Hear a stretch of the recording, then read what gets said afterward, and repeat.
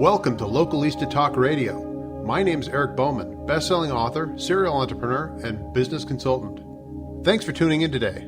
I'm excited about this episode because I get to speak with Heidi Butzine of shoplocal.us. We'll be talking about how Heidi created the shoplocal.us and the Certified Locally Owned program, why shopping local is important for your business, and what you can do today in your own community to help ensure your shop local or buy local campaign is effective. Heidi, welcome to the show. Thanks, Eric. Thanks for having me. So, Heidi, tell our listeners about your background and how you became an advocate for small business. I became an advocate for small business thanks to wine, actually. And there is a story behind the wine. Back in 1999, my partners and I started a small business, and about 10 years later, we sold it to a corporation. And shortly thereafter, I did leave the corporate job and then went on to start my own business. So that actually gave me a great appreciation for small businesses. And at the time, the economy was in a downturn, and this was going back now 2007, 2008, and I had to really sort of reinvent myself. And so I ran away to Italy for a while and went to Tuscany and Chianti regions and really enjoyed how the Europeans viewed wine. They view it much differently than we do in the United States. And it really was more of a communal, connecting aspect of a meal. And so I thought, well, how can I bring this passion back to my current situation? And so I started a business after taking some wine classes and getting my credential. And I started an online wine training program, and then I started writing wine travel guides. You mentioned wine.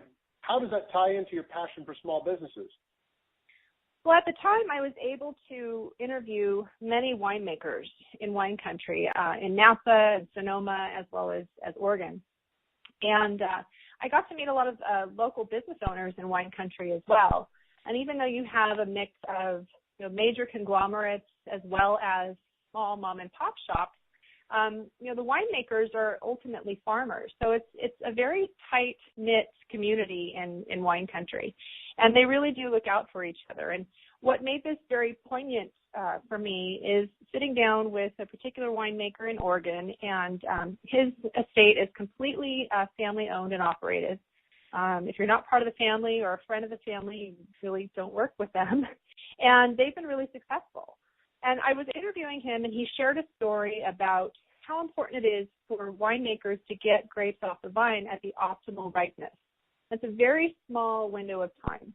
And if they can't do that at the right time, then that could impact their sales for that year's crop.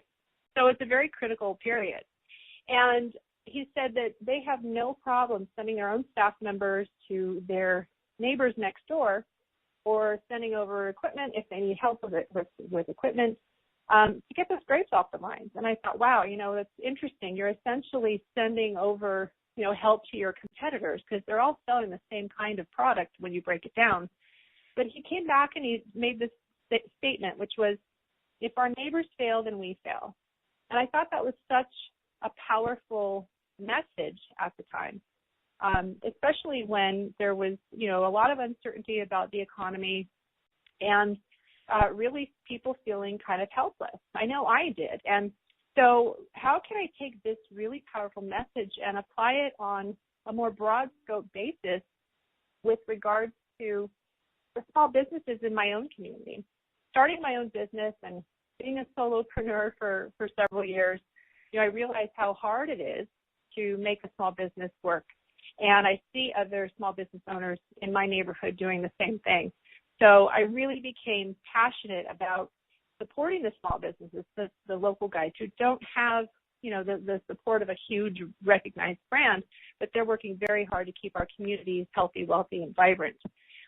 So after that, really taking that message with me, I thought, how can I influence other people to support local businesses? So I decided to write a book, and I spent about 18 months researching other cities and communities across the United States and what they were doing over the past 20 years to try to encourage people to support local businesses.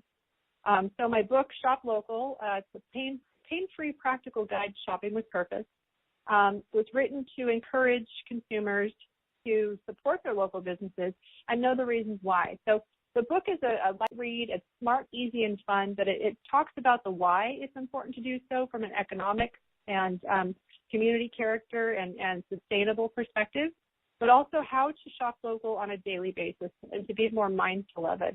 I think a lot of people try to do it at different periods of the year when they're shopping, for the holidays. But it's something you can practice every day, and it's rewarding, and you're spending your money more wisely. It doesn't necessarily mean you have to spend more money. Okay. So as part of your journey, you've researched Shop Local campaigns. Can you give our listeners a few pointers to make their campaigns more successful? Yeah, so many times you hear about Shop Local, and I didn't coin the phrase. It's in the name of my company because that's the movement I want to encourage people to support. But Shop Local, Local First, Buy Local, those are all things that people have heard by now for the most part. And I think that some of the challenges behind making those campaigns successful is really in the communication and making it sustainable. A lot of times you'll see a logo or a slogan, or I know in one of my neighboring cities, they have these fantastic banners that probably cost several $1,000s that say, eat, play, dine in the city. And it doesn't really give anybody a call to action. It doesn't really say the reason why. It's a great sentiment, and it certainly should be part of a campaign, but it's not necessarily as impactful as it could be. And so I think that a Shop Local campaign or any local campaign in the community needs to be very clearly communicated, and it has to be sustainable. And so in order for that to happen, you've got to start at the very beginning by really looking at what your goals are. What are we trying to achieve with this campaign? Is it a one-time marketing campaign to try to drive traffic and people to a certain retail area in our community, or is it something that's more that's larger? It's a bigger economic goal. Maybe we're trying to bring a brand new development of retail shops into a community, and it's about getting the entire community on board with that. So it really is going back to what are the goals here? Is there an economically depressed area, or is this just something that we want to do, tie into maybe some other special interest groups, maybe environmental groups, maybe an arts and culture group, maybe you're driving business to downtown retail, or really just supporting your local businesses. So it's getting clear on the goals. And then from there, identify those interest groups, like I said, because that's where you're going to get your supporters, your partners, your steering committee. And really, as you go through this, if you've got good enough connections and you've looked at these other interest groups that can help you with your campaign, you may be able to strike an agreement with a local taxi cab company or a bus service that may actually transport people to certain areas where you want them to shop local. So really looking at those goals, defining those goals, and identifying the interest groups. And also a big part of it, I think, is for the campaigns to define what local means. In some communities, that means an independently owned, locally based mom-and-pop shop started from the ground up in the community and they haven't left. Other local campaigns may be more broad than that. Maybe it's just the businesses that are in that local community, and maybe it does include some of the big box stores or the non-locally owned businesses as well. So it's really about being clear on what those goals are and creating that framework. And I would encourage any campaign to really start on or focus on setting 1 to 3 goals, because you don't want to keep the community, or you don't want the community overloaded. You don't want your volunteers overloaded, and you want to keep everybody interested. So really keep it simple. And the third point I have is you've got to make it easy for people to shop local. People use the term shop local all the time, but how do they know who's local? People believe in it, they want to do it, but in order to make it easy, you have to identify who are the participating businesses and promote them. Promote them through your campaign strategy. Promote them through the local magazines, through some of the targeted publications that go out specifically to residents in the area that you're launching this campaign in. Maybe you create a business expo that highlights the local businesses as part of the campaign, or a community fair. So the people who live in the cities can come out and meet the small businesses, the local businesses directly. And just as important, I think, is, there's banners and signage and all of that to identify who it is and to reinforce that branding message about the campaign, but also have the businesses offer incentives. People want to go to places where they might get a little reward, they might get a little discount, or maybe a freebie thrown in. That's going to help drive people to your business too, even if your business is online as well. Really, it's promoting that whole notion of making it easy and making it smart, easy, and fun. And if they have fun doing it, then they're going to continue to do it. Another piece is that you have to make it measurable. It has to be measurable. Otherwise, people you're not going to know as the steering committee or whoever's behind it, you're not going to know how effective you've been. This is important for two reasons. Not only to measure your success throughout the campaign and see how you're tracking, but also to get your business participants back on board for the next campaign, and to be able to report or check in with them, report at the end, or continue to share with them what results you're seeing. So some of the things that you can do to help with measurability is actually getting reports from the city on the sales tax revenues and see if there's been any sort of increase or spike during the time of your campaign. Use social media to get feedback, and maybe through check-ins, to see that people are actually getting involved with the Shop Local campaign. And one of the things that we've done for the Certified Locally Owned program that we've launched is that we've incorporated interactive QR codes into all of our Certified Locally Owned badges. So we will give the businesses who are local, who are company certified, window cling. And on that window cling is the interactive QR code, which helps to monitor the engagement of the shoppers at the business location. So that if they have their smartphone, and everybody's got a mobile device today, so they bring out their smartphone, they scan the QR code, and they get a special offer, they get information about that business, and they can verify that it's actually a local business because they've been certified through us. And then on the other side, the business owner has the opportunity to actually view the number of QR code scans that their business has received. That's powerful. That's really effective. And by the way, just full disclosure, I've actually downloaded the Shop Local app, and I've actually scanned QR codes, and it's pretty exciting stuff. Well, thanks. I'm glad you see the value in it. But again, it goes back to that making it easy. The app is another tool. I'm glad you brought that up. The app is another tool that really helps people find the locally owned businesses in their area. So that's another tool that we've created. But again, it's being clear about your goals, making sure the message is clear for the community and the people participating, the business owners and the supporters. Make it easy, smart, easy, and fun, and make it measurable. Nice. One of the things that I actually do with Localista is to help small businesses market themselves locally. What are some of the other services besides Certified Locally Owned and the app I mentioned that you offer to help small business owners? Well, I like to tell our small business owners that there's not one magic solution. I think as human beings, we want sort of the pill form of whatever's going to be easy and simple to fire and forget, or Sure. We want to keep it simple and make it easy.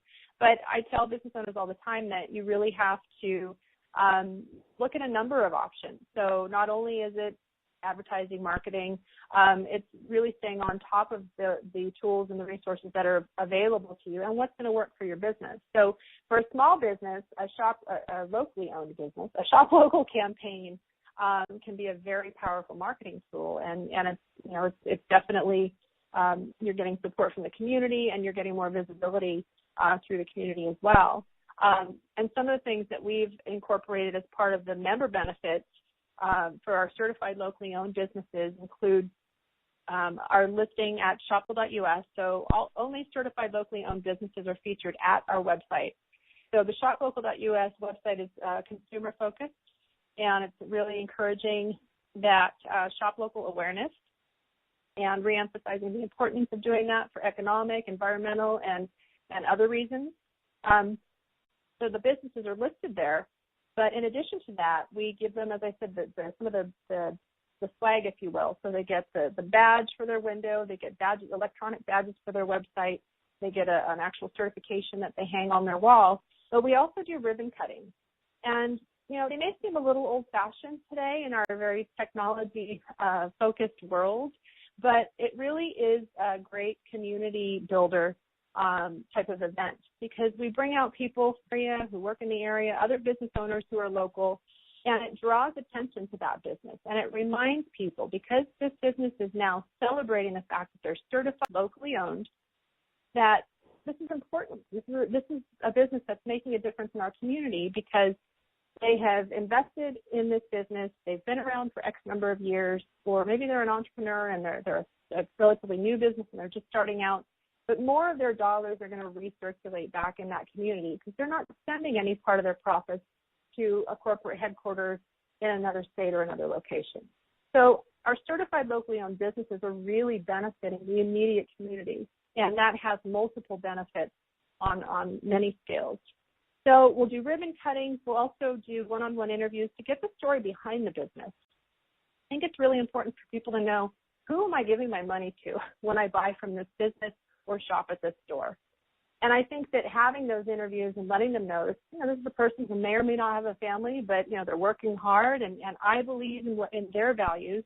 And so I want to support them. I want to root for them. I want to spend my money with them. I'm comfortable with that. And then we also reach out to the media. We'll do press releases and other types of write-ups that actually help increase their local profile. So it's kind of a marketing and public relations hybrid. And we also do quarterly events that are business building events where we focus on a topic to help with small business marketing strategies and connect them with other experts and resources that could help them as a small business owner, and to focus on their long-term goals. In fact, we have a quarterly event happening this week. Do you mind if I do a little plug here? Please do. So our next business building event is going to be this week, Thursday, May 29th from 5:30 to 8. We're going to hold the event at Paint and Pour, which is in Redondo Beach, California. And it's going to be focused on learning, connecting, and having fun. So the learning is going to cover consumer trends and really looking at the Consumer Confidence Index and how that's changed over the past 5 years. We're going to look at how people put values into their spending habits and how that's impacting the way they spend and what they're buying. And also talk about the social engagement of customers. So it's really important for small businesses to reach their customers wherever they're at, whether that's online, mobile, or in real time. There's a combination of things that they can be doing, and it's important to see what those trends are and how their customers are engaging and really seeing what kinds of values align with their ideal customer and how to communicate that to them. So we're going to be doing a little bit of networking and some learning as well. We're also going to have a good time because we're going to have it at a certified locally owned business here in Redondo Beach at Paint and Pour and get a little painting exercise in. So it's a unique, fun event. We're looking forward to it. It does. It sounds like a great event. I encourage our listeners to attend.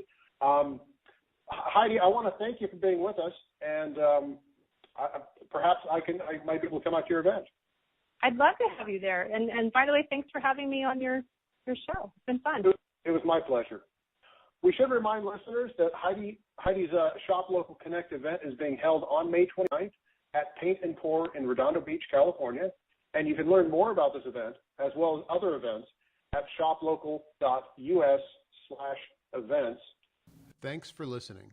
For more great local talk radio, be sure to visit localistaradio.com and subscribe to our podcast or find us on iTunes.